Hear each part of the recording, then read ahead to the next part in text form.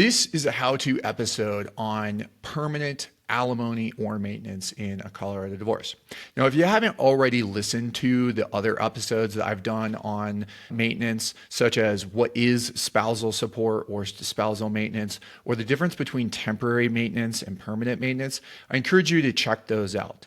Instead, really what I'm going to focus on here is how the court determines permanent maintenance in a Colorado divorce. Now, the term permanent is a little bit of a misnomer because it is infrequent that we actually have permanent spousal support. Indeed, we'll hear about how we can modify, a party can modify spousal support after the divorce. But really, again, just as a reminder, permanent or alimony or maintenance, really what we're talking about is what happens after the divorce, after the property has divided, after the divorce is concluded and temporary maintenance has ended. So how does the court determine whether a party gets 10 years of maintenance or 5 years of maintenance? Well, really, we have to go back and think about what is the purpose of spousal support. And it's to help transition a party, let's say Melanie Wolf in our hypothetical divorce scenario, to become self-sufficient, and it really depends on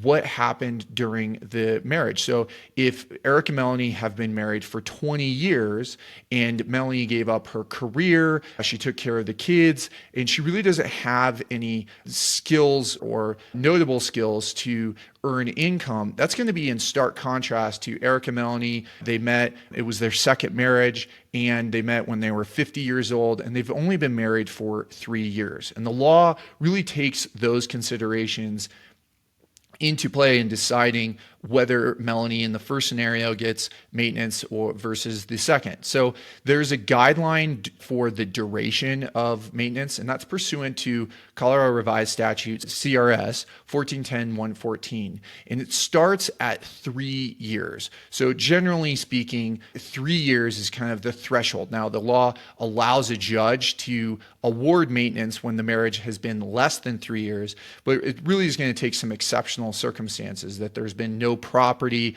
awarded, but the policy that goes into play here is that Melanie is not really giving up her job or reliant on Eric that would warrant spousal support when they've only been married for a year or two.